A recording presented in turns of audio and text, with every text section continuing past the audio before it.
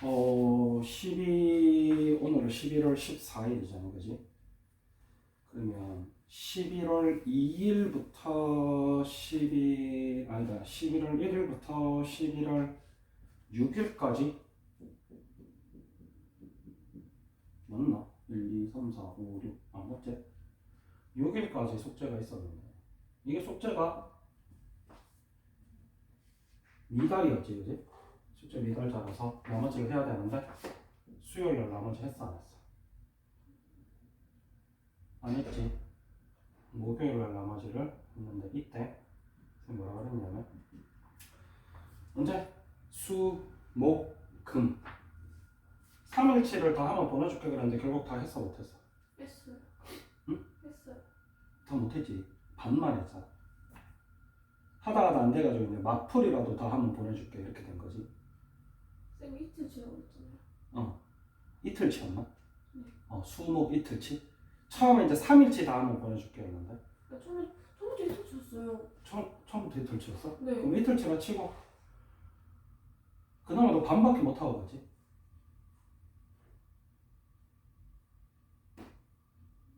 가면서 이제 선생님이랑 약속을 했어. 언제 것까지 다음에 금요일 안 와도 된다.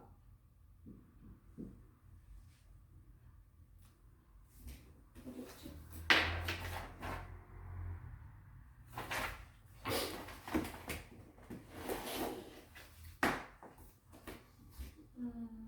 저거 읽을 거랑 읽을 거 하면은 나머지 가지고 있다. 마무리라도 다 하면, 그러니까 남은 교과서 문제, 베이직스 문제라도 다 하면 나머지 까주겠다. 뭐 밀린 거 까주겠다. 그지? 금요일 안 와도 되고 밀린 거 까주겠다. 근데 다 냈어, 안 냈어?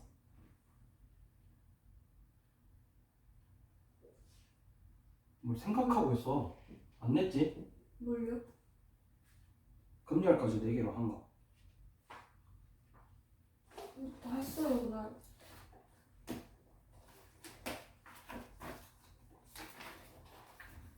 냈냐고 뭐야, 냈냐?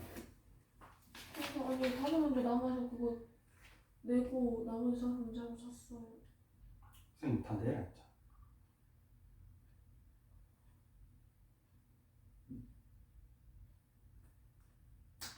그래서 그렇다 치고 그러면은 11월 1일부터 11월 2일까지 이틀 치라는 거야 지금.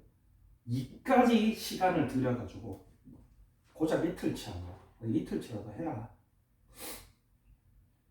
그지? 근데 뭐 그래, 그거까지는 좋아. 이게 언제였냐면 11월 8일. 그러면 실제로 다시 또 11월 8일부터 숙제가 밀려있는 상황이었어. 앞에 거 선생님 다 까준다 그래도, 그지? 근데 야 뭐 토요일 어쩌고 뭐 일요일 어쩌고 뭐 이래가지고 그래 좋아. 그러면 수목금 숙제라도 할 수 있게 월요일날 하다못해 수목 숙제는 다 해라. 11월 8, 9 숙제는 다 해라 라고 했지. 다 했나요? 하는 것까지 다 했어. 하루치 했잖아 지금. 그러면 그럼 또 지금 덜 한 거야. 월요일도 월요일까지 약속된 것도 덜 한 거야, 그지?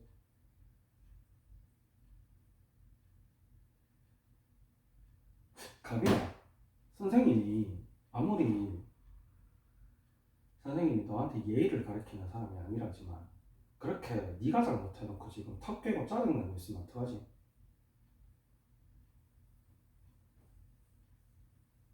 이 지금 선생님이 잘못된 얘기하고 있는 거야?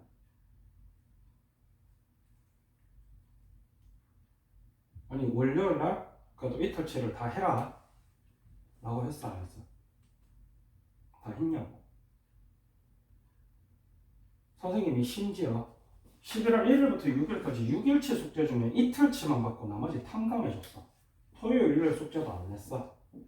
그럼 네가 예의상 11월 8, 9 숙제는 열심히 해와야 되는 거 아닌가?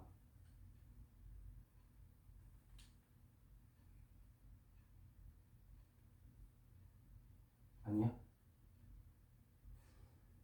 이 얘기 하는 이유는 다른 건 없고 이게 네 지금 현 상황이고 여기다가 플러스로 선생님 전에도 얘기했지만은 네가 지금 숙제에서 문제되는 게 사실은 숙제를 어쩌다가 이렇게 안 해. 이게 문제가 아니거든.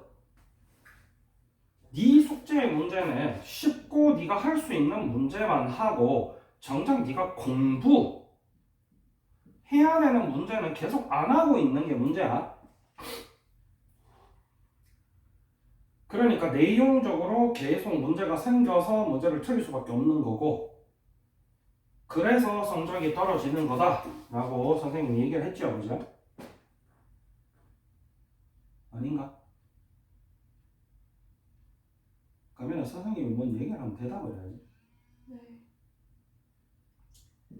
그래서 알고 있어라. 그리고 선생님은 나머지를 시킬 수밖에 없다. 그지? 그래서 뭐 수요일 숙제 하루치만 했다니까 그거는 선생님이 내고 가면 검사하면 되고 지금 여전히 목요일 거부터 11월 9일 거부터 밀려있는 상황이거든. 11월 9일, 11월 10일 선생님이 토일은 빼준다 쳐도 월요일 거 지금 3일치 숙제가 밀려있는 상황이지. 그지? 맞지? 사실 네가 약속을 안 지켰기 때문에 이것도 내도 너는 지금 할 말이 있으면 안 돼. 그래 안 그래? 아니야? 약속 지켰어? 월요일까지 배우는 거 그거 말하는 거예요? 응.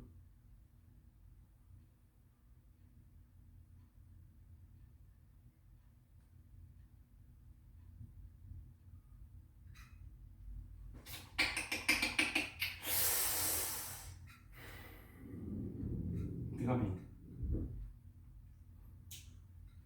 선생님 안 무서운 건 알겠는데 선생님 너무 만만하게 보는 것 같다. 뭐가요? 이 지금 태도 물론 너는 항상 그렇게 얘기하겠지. 너는 원래 태도가 그 모양이다.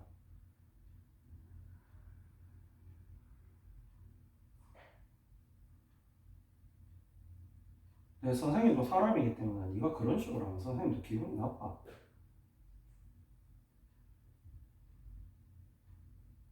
뭔가 사람이 얘기하고 있는데 네가 내 친구거나 손 윗 사람이라 그래도 태도가 그러면 기분이 나쁘거든.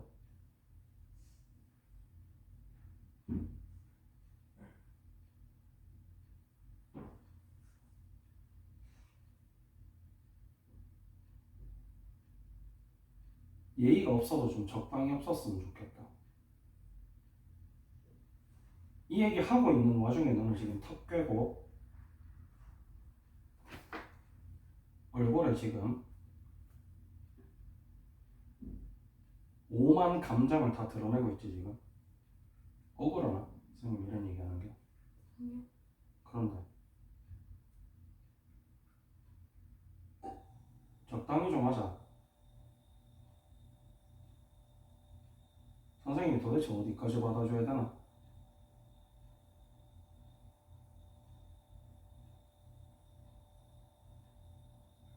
네가 예의 없는 거를 내가 어디까지 받아줘야 되나?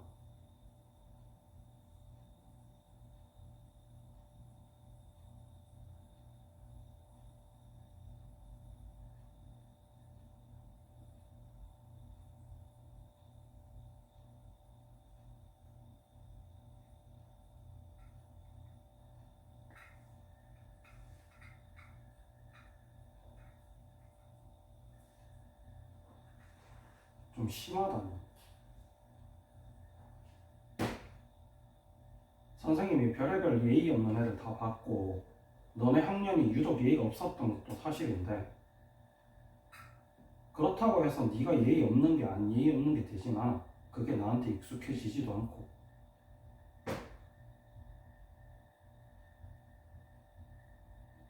도대체 선생님이 어디까지 참아야 되는지 모르겠다.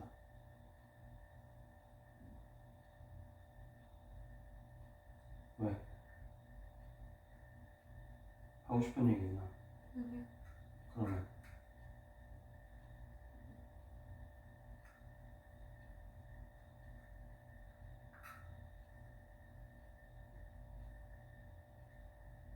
언제까지 그렇게 이해 없게 할 건데?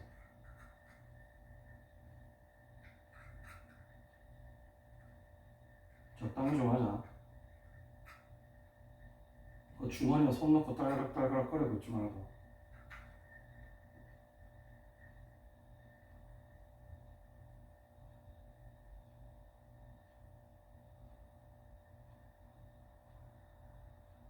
네가 어딜 가서든 그렇게 예의 없는 거 나도 아는데 적당히 좀 하자고. 그게 사람과 사람 사이의 최소한의 예의야.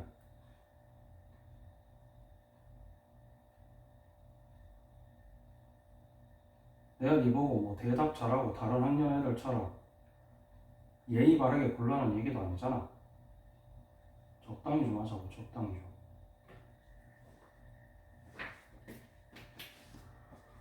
그래서 11월 9일, 11월 12일, 11월 13일 3일치 숙제는 나머지를 해야 되고 나머지가 시작되었기 때문에 마찬가지로 내일 수요일까지 15일 것까지 전부 다 마감이 되지 않으면 당연히 내일도 나머지 11월 16일 목요일까지 역시나 목요일 것까지 다 마무리되지 않으면 목요일도 역시 나머지 인거는 변함이 없다.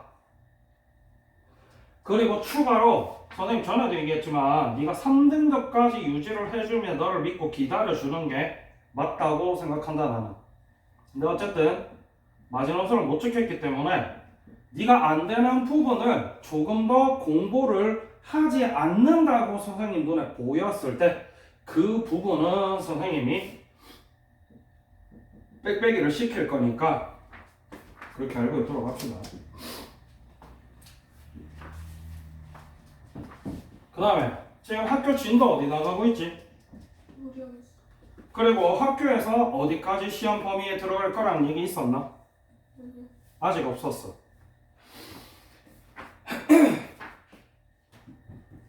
혹시 모르기 때문에 일단은 진도를 나가놔야 된다. 특히나 너는 문과이기 때문에 뒷파트가 굉장히 앞으로 중요하게 쓰일 거라서 오늘은 뒷파트, 순열과 조합 파트 나가도록 할 건데 순열과 조합 파트는 주로 선생님이 설명해야 되는 내용보다는 네가 문제를 읽고 생각해야 되는 내용이 역시나 관건이 되는 파트고 그래서 유리함수, 무리함수 같은 경우는 어느 정도 수식 계산으로 풀 수 있는 문제들이 많은 반면에 함수 파트라든지 역함수, 합성함수 파트 그리고 순열과 조합 같은 파트는 내가 뭘 설명해 준다고 해결이 되진 않아. 단순하게 네가 계산만 하고 있으면 아무것도 해결이 안 되는 파트가 되겠지. 문제의 디테일들이 굉장히 중요한 파트이기 때문에 오늘은 순열과 조합 파트 중에서 일단은 뭐 순열 전에 뭐 경우의 수 하고 순열까지만 좀 보도록 합시다. 경우의 수는 뭐 그렇게 내용이 안 많기 때문에 자, 순열과 조합에서 첫 번째로 배우는 파트는 사건과 경우의 수인데 사건과 경우의 수 파트는 그냥 단순하게 단어의 뜻을 알아라 라는 파트고 우리가 앞으로 계속 어떤 문제가 나왔을 때 이 단어를 사용을 하기 때문에 이 단어에 대한 개념을 가리키는 파트야. 사건은 여기 적혀 있다시피 동일한 조건에서 반복할 수 있는 실험이나 관찰의 결과를 사건이라고 하고 경우의 수는 사건이 일어나는 경우의 가지수를 경우의 수라고 한다. 그 다음에 이제 그 밑에 또 수형도라는 단어가 나오는데 이것도 거기 단어가 적혀있지. 사건이 일어나는 모든 경우를 나뭇가지 모양의 그림으로 나타낸 것을 수형도라고 한다. 사실 이거 말고 별 게 없어. 그 뒤에 나오는 합법칙, 고법칙 같은 경우도 실생활에서 보통 많이 쓰이고 있는 문제이기 때문에 뭐 예를 들면은 뭐 이런 거 해볼까? 서로 다 15번 문제인데 135페이지 15번 문제인데 서로 다른 소설책 6권 소설책 6권 시집 2권, 잡지 3권 중에서 한 권을 선택하는 경우의 수. 이런 식으로 문제가 나온단 말이지. 자세 바르게 자세. 일단 자세가 발라야 집중이 된다. 집중이 안 되니까 맨날 기억나는 게 없고. 그러니까 문제를 계속 주먹구구식으로 푸는 거라고 얘기했잖아. 이렇게 했을 때 단순하게 이 책들 중에 하나를 선택을 하겠다 라고 하면 나올 수 있는 경우의 수가 총 몇 가지? 해서 11가지의 경우의 수가 나오겠지. 보통 요거를 표현을 뭐라고 하냐면 합법칙, 합의법칙 같은 경우는 동시에 일어나지 않는 이라는 표현을 써요. 위에 보면은 두 사건의 AB가 동시에 일어나지 않을 때 사건 A가 일어나는 경우의 수를 M, 사건 B가 일어나는 경우의 수가 N이면 사건 A 또는 사건 B가 일어나는 경우의 수를 M 플러스 N이라고 한다라고 이렇게 표현을 하고 있는데 쉽게 얘기하면 여러 가지 중에 우리가 하나를 고를 때 그 여러 가지가 지금 동시에 일어나지 않지. 그럴 때는 합법칙을 사용한다라고 얘기를 하는데 이게 뭐 틀에 박힌 규칙대로 흘러가는 파트가 아니다 보니까 문제를 단어에 집중하지 말고 그 문제의 내용을 조금 생각을 하면서 문제를 풀어야 이 친구를 더해서 풀지 곱해서 풀지가 나온다는 얘기지. 반대로 20번 문제 서로 다른 티셔츠 5종류, 바지 4종류, 외투 2종류 중에서 티셔츠, 바지, 외투를 각각 하나씩 택하여 입는 경우의 수라고 했단 말이야. 요거 같은 경우는 티셔츠 입는 경우의 수와 바지 입는 경우의 수, 외투를 입는 경우의 수가 동시에 일어나게 되지. 이랬을 때 우리가 곱법칙을 사용한다라고 하고 일어날 수 있는 총 경우의 수는 이렇게 곱하기로 구하게 된다.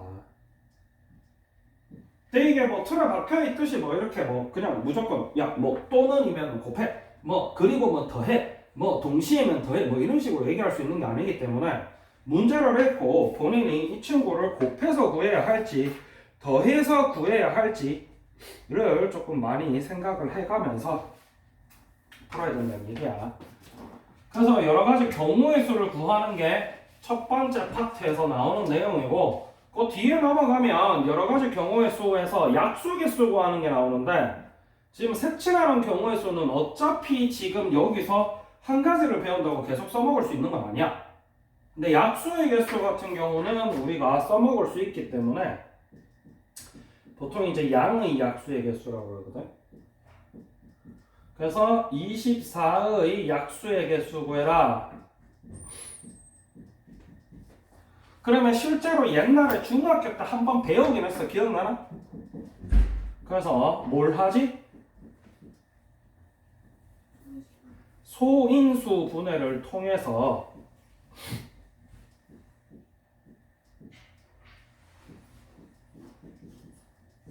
이런 식으로 나타낸 다음에 약수의 개수 어떻게 구해? 이 두 개야. 요 지수들이 있으면 각각 지수 더하기 1 했는 거를 곱해서 구하라고 배웠어. 그래서 약수의 개수 8개거든. 이런 식으로 중학교 때 배웠고 요걸 경우의 수에서 또 이야기하는 이유는 실제로 약수가 나오는 원리가 그래. 24의 약수의 개수 1이 있고 2가 있고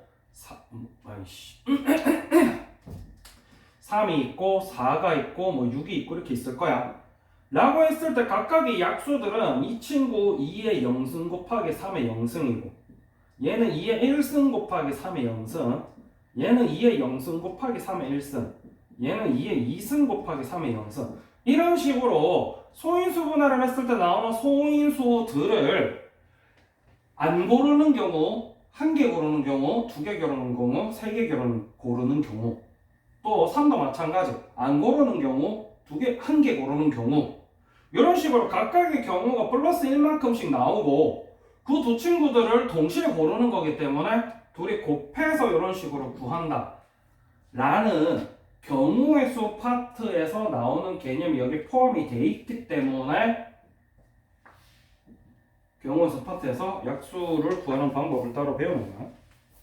그래서 이걸 활용해서 다른 문제들도 충분히 풀 수 있으니까 활용해서 풀도록 하고, 나머지 파트는 일단은 네가 생각을 하고 문제를 푸시면 나머지는 뭐 대부분 단순하게 이제 머리 싸움이기 때문에 생각하는 거기 때문에. 그래서 이런 경우의 수들을 조금 쉽게 구할 수 있게 해주는 친구들을 몇 가지를 배우는데, 너네가 크게 배우는 건 두 종류야. 오늘 배울 게 순열이고 다음 시간에 배울 게 조합인데, 너네가 요거를 그 고등학교 2학년 확률과 통계 파트 가서도 또 하거든. 심지어 그때는 이걸 다 알고 있다는 전제 조건 하에서 그 다음부터 가르친단 말이야. 그래서 확통 파트를 시험을 쳐야 되기 때문에 이걸 좀 잘 알고 있는 게 좋다. 그래서 이번 시간에 배울 거는 순열이고, 순열 배우기 앞서서 계승이라는 친구를 배워.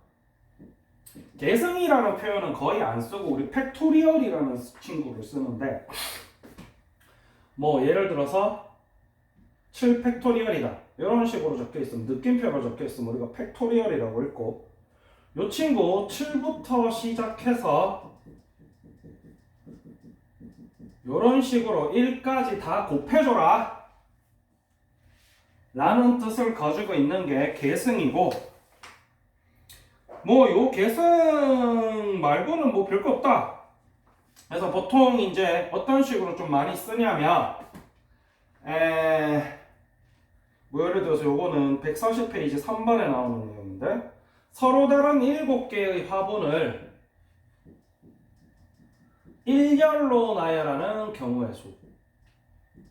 이런 식으로 쓸 때 많이 나오고, 전부 다 일렬로 나열할 때 쓰는 경우를 이야기를 할 때 많이 나오고, 당연한 얘기겠지만은 화분의 종류가 7개고 이걸 전부 다 일렬로 나열할 거니까 맨 앞에 자리에 7개 중에 하나 쓰고, 그러면 경우의 수가 7가지 경우의 수가 나오겠지. 그 다음 자리에는 첫 번째 자리에 썼는 거 빼고 남은 6개 중에 하나를 고를 수 있기 때문에 6개, 이런 식으로 곱하기가 들어가고, 그게 곧 팩토리얼이다 라는 얘기다. 자세를 똑바로 하라는 얘기를 해도 5분이 못 가네. 자, 그 다음에 순열은 뭐냐면은 이게 계승에서 연결되는 얘기이기도 하고 조합과 이렇게 얽혀있는 이야기이기도 한데, 순열은 이름에서 보다시피 순서대로 나열하는 게 순열이다. 그래서 어떻게 보면 이 계승이 순열의 일부분이야. 그런데 순열 같은 경우는 전부 다 나열하는 게 아니고 그 중에 일부만 나열하는 게 순열이다. 그래서 순서대로 나열한다라는 이 단어의 뜻 그대로를 조금 생각을 하면 좋을 거야. 그래서 7개의 화분을 다 나열할 수도 있겠지만은 이 7개의 화분 중에서 3개만 뽑아서 나열할 수도 있잖아. 그러면은 첫 번째 자리에 7개 중에 하나, 두 번째 자리에는 첫 번째 자리에 들어간 거 1개 빼고 남은 6개 중에 하나, 그 다음에 세 번째 자리에는 첫 번째 들어간 거, 두 번째 들어간 거 빼고 남은 5개 중에 하나, 이렇게 하고 3자리밖에 없으니까 이렇게 끝난단 말이지. 이런 걸 어떻게 표현을 할까 라고 해서 만들어진 친구가 이 순열이고, 읽을 때는 P라고 읽습니다. 뭐 P는 뭔 약자긴 한데 뭔 약자인지 내가 잊어먹었어. 잊어먹었는데 이거 찾아본다면 맨날 까먹네. 참고로 조합 같은 경우는 C 쓰거든. C는 컨비네이션이었잖아. 그래서 이런 식으로 적혀 있으면 7부터 시작해서 3개를 곱하라라는 의미로 너네가 계산을 많이 하는데, 실질적으로는 선생님이 설명을 하고 있어도 안 보내. 심지어 왜 그런지 모르겠어. 실질적으로는 이렇게 계산을 하긴 하는데 이 친구가 담고 있는 내용은 좀 달라. 그래서 이 친구가 가지고 있는 식 자체를 조금 이해를 하는 게 좀 좋다. 결국 이 친구 같은 경우는 7팩토리얼 중에서 4부터 시작한 팩토리얼을 나눠준 거거든. 랑 똑같은 개념이고, 이 친구를 잘 할 수 있어야 되는 게, 우리가 이 앞뒤로 숫자가 있을 때는 누구나 계산을 할 수 있지만 문자가 적혀 있으면 거기서부터 계산이 막힌단 말이지. 그래서 그 문자 계산 때문에 이 친구를 잘 하실 수 있어야 돼요. 그래서 실제로 우리가 NPR이라고 적혀 있으면은 n 팩토리얼 나누기 n-r 팩토리얼이라고 계산을 하셔야 됩니다. 그리고 뭐 당연한 얘기겠지만은 n-r 곱하기 n-r-1 곱하기 n-r-2 이런 식으로 나가는 게 팩토리얼이고 n도 마찬가지 n 곱하기 n-1 곱하기 n-2 곱하기 이런 식으로 나가는 게 팩토리얼이지. 요 정확한 수식 개념까지 다 알고 있어야지 고급 문제를 풀 수가 있겠지. 그 다음에 이제 뭐 여러 가지 순열의 특징에 대해서 좀 나오는데 당연한 얘기겠지만 np의 n은 n 팩토리얼이야. 뭐 7p의 7이면 7부터 시작해서 7개 곱하라는 얘기니까 결국 끝까지 다 곱하라는 얘기라서 팩토리얼이랑 똑같지. 라든지 np의 제로는 1이다 혹은 0 팩토리얼은 1이다 이런 몇 가지 사소한 것들은 특히나 얘 같은 얘네 둘이는 좀 외워두면 좋겠지. 얘는 그냥 생각해보면 당연한 얘기고 이런 식으로 나와 있는 게 이 순열 파트고 이런 순열 파트를 이제 실제로 네가 문제를 풀게 되면은 문제를 잘 읽고 생각을 잘 해야 된다.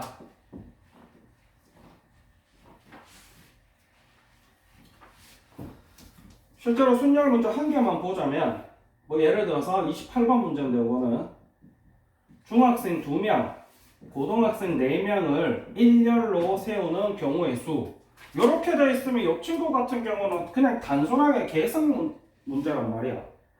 중학생 2명, 고등학생 2명인데 뭐 다른 조건은 없고 그냥 일렬로 나열하래.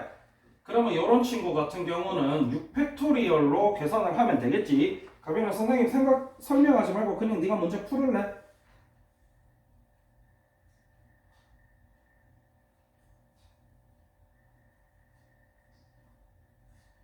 너는 앉아서 그러고 있는데 선생님이 칠판에 설명하고 있는 이유가 뭔지 잘 모르겠네 너는.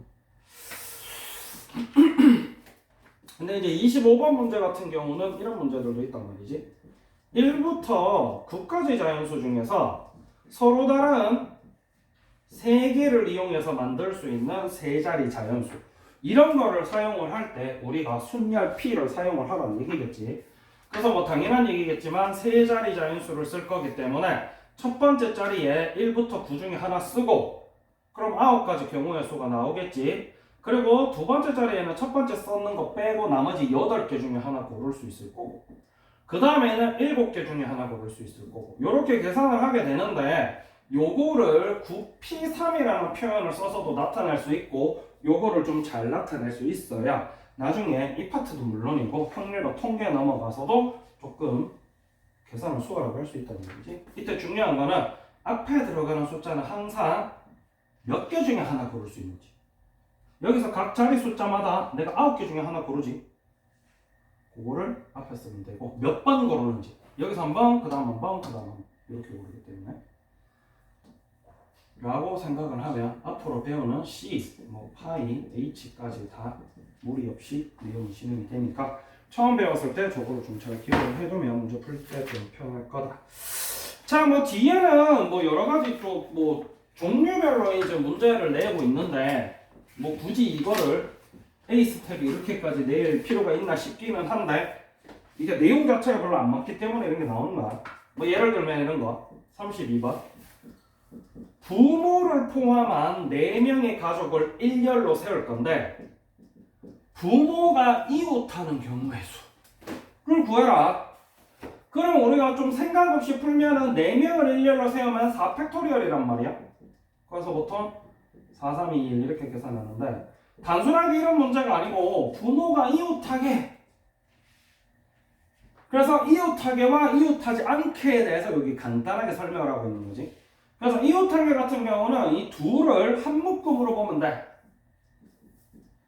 부모를 한 묶음으로 보고 나머지 자녀 2명과 총 3명을 일렬로 나열한다 라는 개념으로 접근을 한 다음에 당연한 얘기겠지만 이 두 부모가 자리가 바뀔 수 있는 경우의 수까지 계산을 해주는 게 부모가 이웃하게 이웃하지 않게는 또 어떤 식으로 나오냐면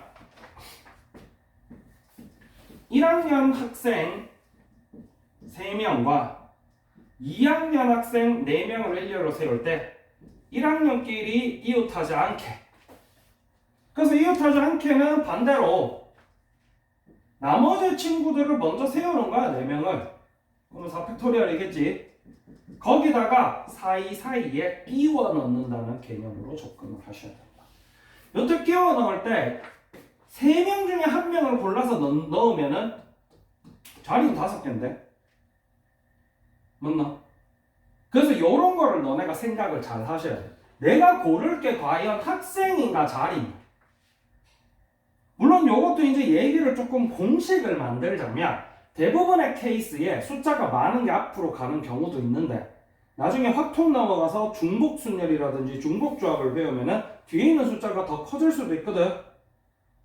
그래서 본인이 5개 자리 중에 하나 골라서 1번 친구 넣어야지, 그 다음 자리 골라서 2번 친구 넣어야지, 이렇게 문제에 접근을 할지, 아니면은 3명의 친구를 중에 1명 골라서 여기 넣어야지, 그 다음 친구를 여기 넣어야지, 이렇게 접근을 할지를 좀 잘 생각을 하셔야 돼. 그래서 요거 같은 경우는 이런 식으로 나오겠지.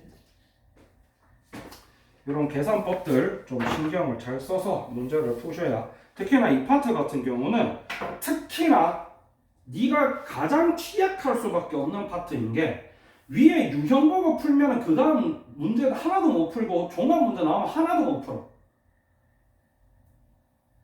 라고 선생님이 분명히 얘기를 했으니까 한 문제 한 문제 네가 생각을 하고 문제를 풀 수 있도록 하세요. 그러면은 다 틀려요. 역시나 마찬가지로 뭐 선생님이 놓쳐 얘기하지만 A스텝 같은 경우는 가능하면 여기서 좀 정리를 하고 가면 좋겠고, 물론 지금 무리함수 A스텝도 다 정리가 안 됐어. 이거 언제 고칠려나 모르겠어. 다 고친 건가? 여기 심지어 다 풀지도 않았는데 아직도. 잘 모르겠어요. 어? 잘 모르겠어요. 이거 잘 모르겠어요. 그래서 선생님 영상 다시 보라고 지지난주에 얘기했던 것 같은데. 근데 아직도 영상은 다시 안 보고 잘 모르겠어요 그러고 앉아있지. 그러면 선생님이 다시 설명해줘도 또 똑같다고 내가 분명히 얘기했을 텐데. 아니야?